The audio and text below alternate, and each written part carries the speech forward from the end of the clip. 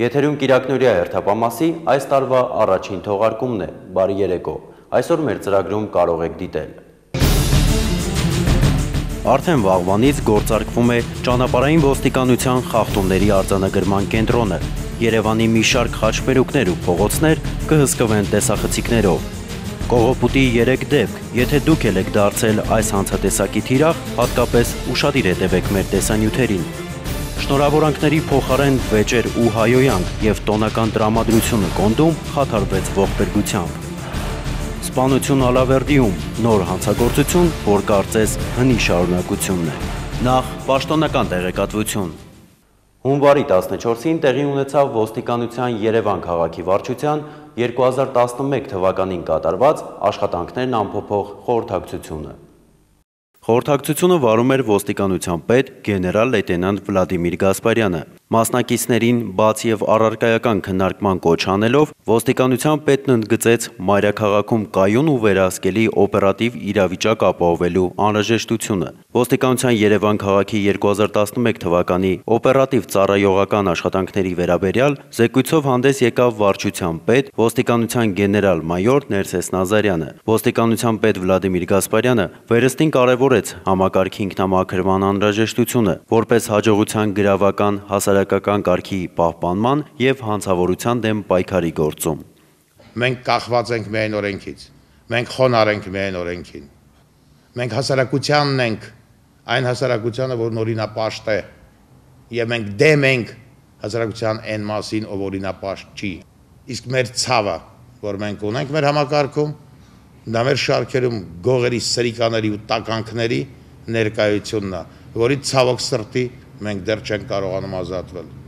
Զեկույցին հաջորդած քննարկման ընթացքում ոստիկանության պետն անդրադառնալով ձեռքբերումներին ու բաց թողումներին, մայրաքաղաքի ոստիկանների համար ընդգծեց ամենագլխավորը՝ հասարակության վստահությունը կառույցի հանդեպ։ Ոստիկանությունում կլինեն պատվախնդիր, օրենքապաշտ, հասարակության համար ստեղծված, հասարակության կեցությունը պահպանող, առողջ, քաղաքացու աչքերի մեջ ուղիղ նայող, հպարտ և բարոյական ոստիկան։ Եվ եթե մենք ուզում ենք, որ հասարակությունը մեզ ընկալի և փոխենք իրավիճակ հասարակությունում, ինչ պետք է անենք, մենք պետք է մեզ փոխենք, ուղղակի մենք մեզ։ Մենք պետք է լինենք այն ամեն մեկս հատ-հատ նստած այն իմպուլսները դրական, որ տալիս ենք հասարակությանը։ Մեր կեցվածքով, մեր ապրելաձևով, մեր խոսելաձևով, մեր սրտացավությամբ, մեր աշխատանքով, մեր ընտանիքով։ Ես ինձ հպարտ եմ զգում, երբ ես փողոցով անցնում եմ, տեսնում եմ մեր ոստիկանների կեցվածքը, ձգվածությունը։ Շատ ժամանակ իրանք չեն տեսնում, ես տեսնում եմ իրանք։ Եվ տեսնում եմ հոգատարություն են ոստիկանի, և ժպիտ են ոստիկանի, ոնց է մոտենում իմ քաղաքացուն, իմ ու ձեր ընկերներին, բարեկամներին, հայրերին, մայրերին, քույրերին։ Ոստիկանության պետը ծառայությունների ղեկավարներից պահանջեց անհետաձգելի միջոցներ ձեռնարկել կատարողական կարգապահության ամրապնդման ուղղությամբ։ Բարձր պատասխանատվությունը, ընդգծեց ոստիկանության պետը, կարևոր է հատկապես այսօր, երբ ոստիկանական համակարգը մտնում է հիմնարար կառուցվածքային փոփոխությունների փուլ, որն ընդգրկելու է արտաքին ծառայությունը, տեղամասային տեսուչների ինստիտուտը, պարեկային ծառայությունը, այսպես կոչված գիշերային ոստիկանությունը և այլն։ Այս ծառայությունների միավորմամբ և համակարգված աշխատանքով կաճի հանցագործությունների կանխարգելման և բացահայտման մակարդակը, կբարձրանա հասարակության ապահովության աստիճանը, կիրացվեն արդարության և օրենքի առաջ բոլորի հավասարության հիմնարար սկզբունքները։ Սա ոստիկանության ոչ միայն պարտականությունը, այլև պատվի գործն է։ Մեր ինքնասիրությունը մեր ձեռքումն է, մատների արանքով չնայել ծառայությանը, սկզբունքային լինել և պատշաճի կատարել ֆունկցիոնալ պարտականությունները։ Հանցագործը պետք է նստի, հանցագործը պետք է չվայելի վայելքներ։ Չկա օրենքից բարձր արտոնյալ հետախուզվող, չկա ոչ մեկ բարձր օրենքից, ոչ մի օրինը խախտում Երևան քաղաքում, Հայաստանի Հանրապետությունում չի հանդուրժվելու։ Ծառայողական պարտականությունների կատարման մեջ թերանալու համար ոստիկանության մի շարք ստորաբաժանումների ծառայողներ ենթարկվեցին կարգապահական տույժերի։ Ամփոփելով խորհրդակցությունը, ոստիկանության պետ գեներալ լեյտենանտ Վլադիմիր Գասպարյանը եռանդ, նվիրում, արդյունավետ աշխատանք մաղթեց Երևանի կայազորին ու վերստին հիշեցրեց. Մենք ծառայում ենք հայրենիքին, մենք կերտում ենք պետություն, մենք այս երկրի հիմնասյուներից մեկն ենք, և հիմնասյուն լինելով հանդերձ մենք պարտավոր ենք ուղղակի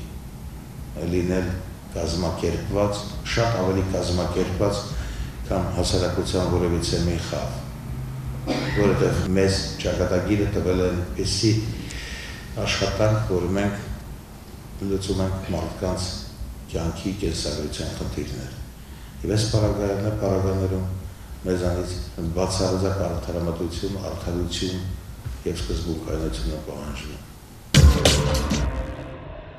Ալավերդիում սպանություն էր կատարվել։ Դեռ քննությունը շատ գործ ունի անելու պատճառահետևանքային կապերն ու հանգույցները ճշտելու ուղղությամբ։ Առաջին հայացքից սակայն թվում է, թե գործ ունենք վենդետայի, ասել է թե վրիժառության հետ։ Երեկ կեսօրն անց մեր նկարահանող խումբը մեկնեց Լոռու մարզ, Ալավերդի։ Քաղաքի մուտքին ոստիկանները ուժեղացված ծառայություն էին կատարում։ Մեկ ժամ առաջ Ալավերդու կենտրոնում սպանություն էր կատարվել։ Քննիչի ուղեկցությամբ շարժվեցինք դեպքի վայր՝ Ալավերդու Սայաթ Նովայի փողոց, հյուսիսային համալսարանի Ալավերդու մասնաճյուղի մոտ։ Հունվարի 12-ին ժամը 13:30-ի սահմաններում Ալավերդի քաղաքի Սայաթ Նովա փողոցում նույն քաղաքի բնակիչ Վասիլ Շահվերդյանը իր մոտ ապօրինի պահվող Բայկալ տեսակի ատրճանակից կյանքի ձրկելու դիտավորությամբ բազմաթիվ անգամ կրակել է համաքաղաքացիներ Արմեն Կոստանջյանի եւ Գագիկ Կիլինկարովի վրա, որի հետևանքով վերջինս տեղում մահացել է, իսկ Արմեն Կոստանջյանը վնասվածքով տեղափոխվել է Ալավերդու հիվանդանոց։ Վասիլ Շահվերդյանի ու Գագիկ Կիլինկարովի տարիներ ձգված կոնֆլիկտը գագաթնակետին հասավ, երբ Վասիլը Բայկալ մակնիշի ատրճանակով հունվարի 12-ին ժամը 13-ի սահմաններում հյուսիսային համալսարանի դիմաց դարանակալեց Կիլինկարովին։ Իրար հետ ես մի տարուց ավել կոնֆլիկտ ենք ունեցել, քանի հետ էլ իրար հետ վիճվել ենք, սորել մեքենայից իջավ կրակեցի։ Երբ կանգնեցրել էր մեքենան ու դուրս եկել սրահից, Շահվերդյանը կրակ էր բացել նրա եւ ուղևոր Ալավերդի քաղաքի բնակիչ Արմեն Կոստանջյանի ուղղությամբ։ Կիլինկարովը տեղում մահացել էր, իսկ Կոստանջյանը տեղափոխվել էր հիվանդանոց։ Նրա առողջական վիճակի մասին տեղեկացանք Ալավերդու հիվանդանոցում։ Հրազենային միջանցիկ վնասվածքով, վիճակը միջին ծանրության է, կյանքին վտանգ չի սպառնում, հիվանդը ստանում է համապատասխան բուժում։ Սպանության գործիք Բայկալ ատրճանակն արգելավված է, 20-ամյա Վասիլ Շահվերդյանը ձերբակալված, կատարվում է նախաքննություն։ Տոնական օրերը շարունակվում էին, դեռ հունվարի 4-ն էր, իսկ կոնդեցի Մերուժան Մինասյանի համար կյանքի 46-րդ նոր տարին ցավոք վերջինը դարձավ։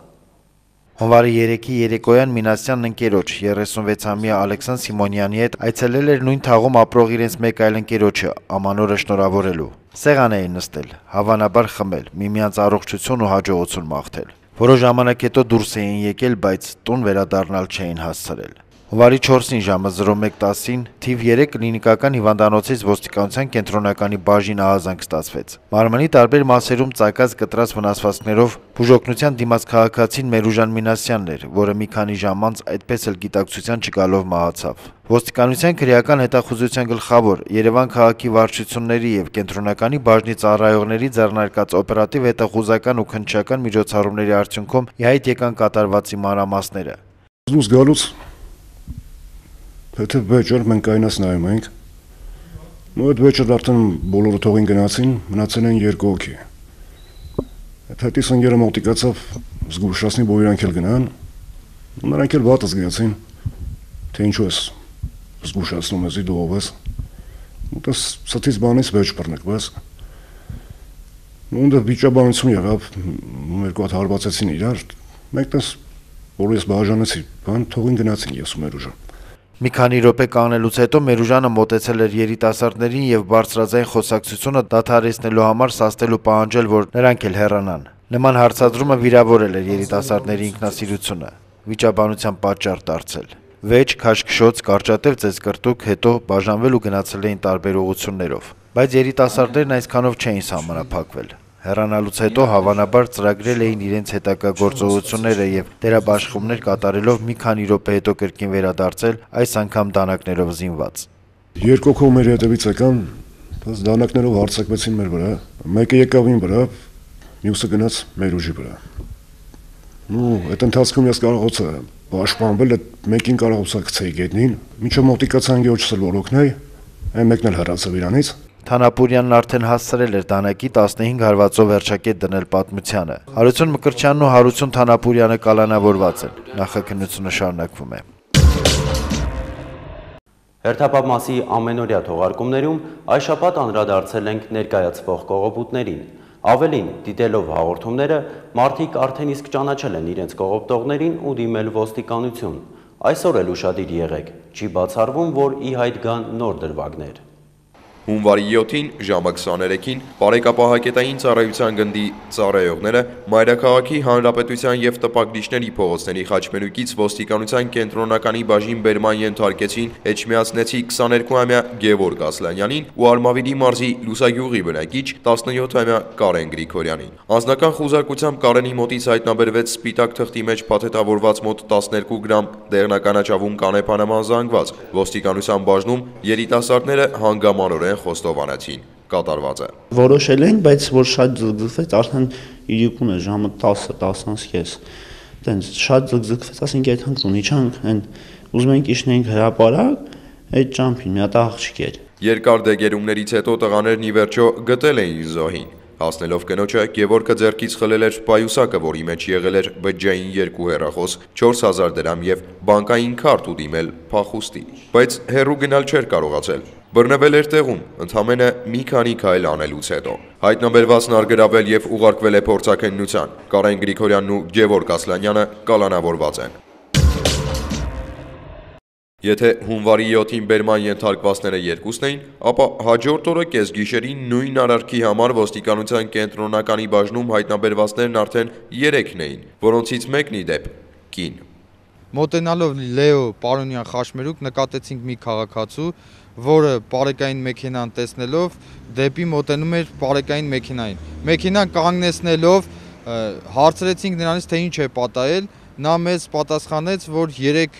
հոգի անհայտ քաղաքացիներ փորձում էին կողոպտել իրեն։ Մենք անմիջապես քաղաքացուն ցույց տված վայրով մոտեցանք Լեոյի 12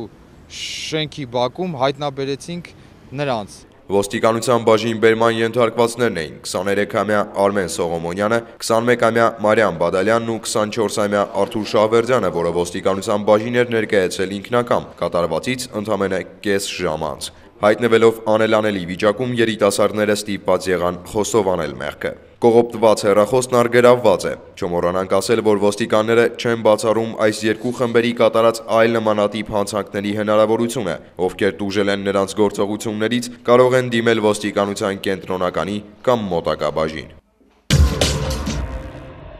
Անցած տարվա հոկտեմբերի 13-ի երեկոյան ժամը 9-ի սահմաններում Աբովյան քաղաքի Հանրապետության փողոցում անհայտ անձը բռնություն գործադրելով կողոպտել էր մի կնոջ ձեռքի պայուսակ, որի մեջ եղել է 60,000 դրամ եւ բջջային հեռախոս։ Ձեռնարկված միջոցներով պարզվել է կողոպտողը, որի նկատմամբ հայտարարվել է հետախուզում։ Ոստիկանության Կոտայքի բաժնի ծառայողները հունվարի 9-ին բերման են ենթարկել հետախուզվողին, նախկինում գողության համար դատապարտված Կոտայքի մարզի Կամարիս գյուղի բնակիչ Արթուր Խաչատրյանին։ Ոստիկանները հիմնավոր կասկածներ ունեն, որ Արթուր Խաչատրյանը կարող է այլ կողոպուտներ էլ կատարած լինել ու ոչ միայն Աբովյան քաղաքում։ Նրա գործողություններից տուժած մարդիկ կարող են դիմել ոստիկանության Կոտայքի կամ մոտակա բաժին։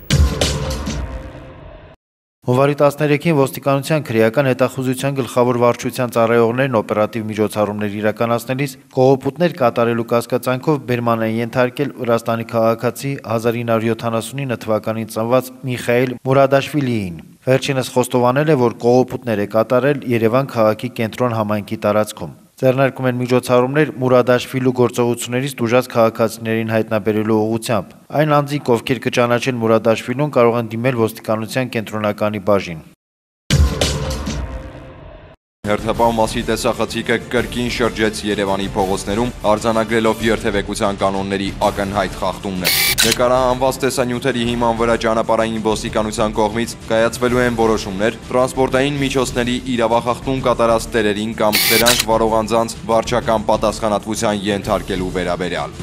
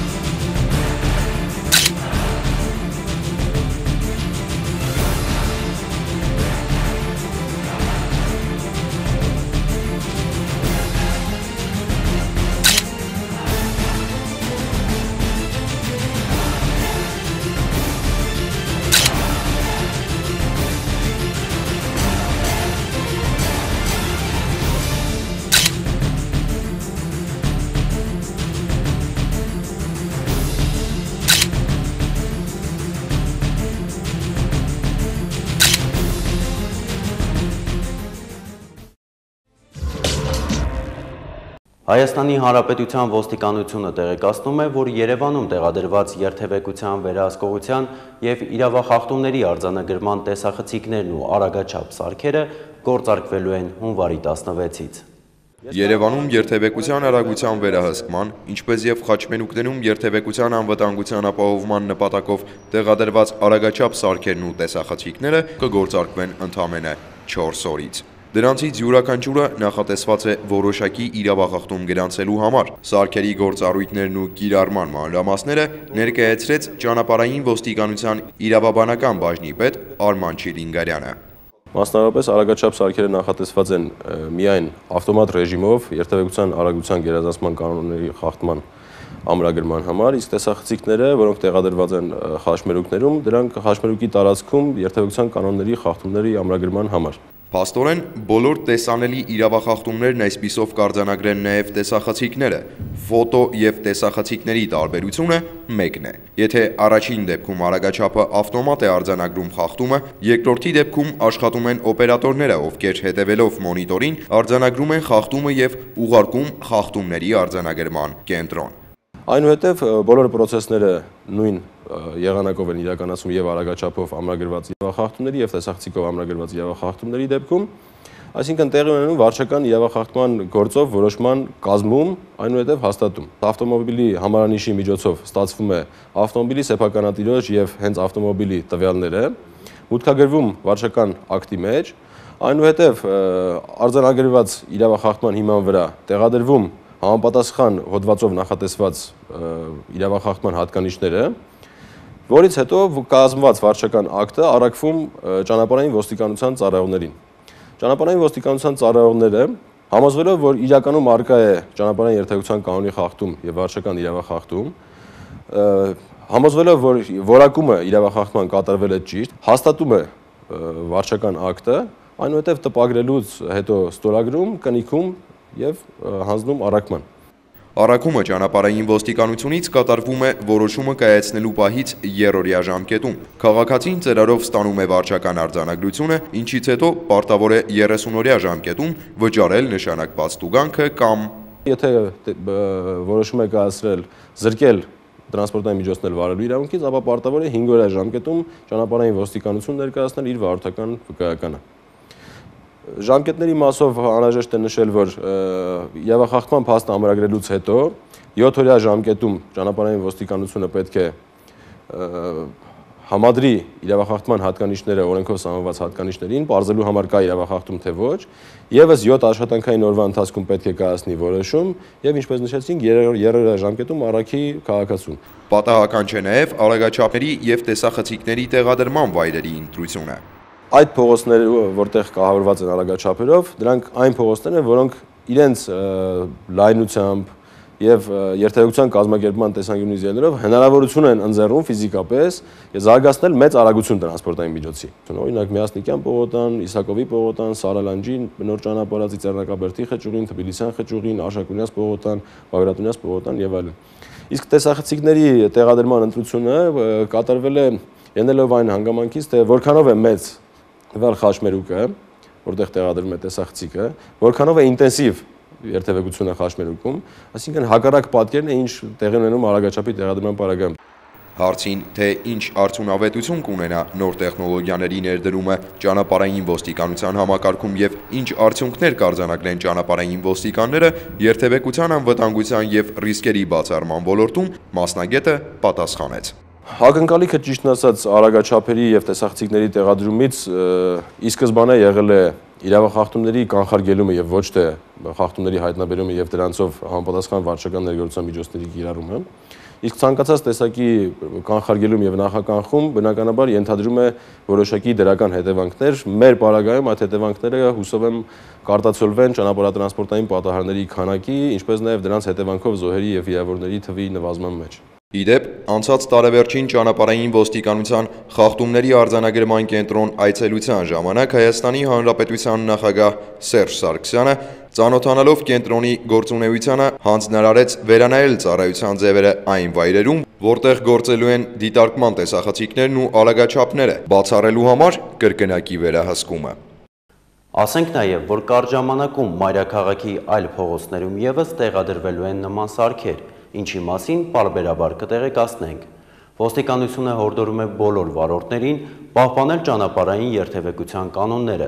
Տեսախցիկների և արագաչափ սարքերի տեղակայման ցանկին կարող եք ծանոթանալ ոստիկանության կայքում և 02 շաբաթաթերթում։ Իսկ մեր հաղորդումն ավարտվեց։ Կհանդիպենք հաջորդ կիրակի։ Ցտեսություն։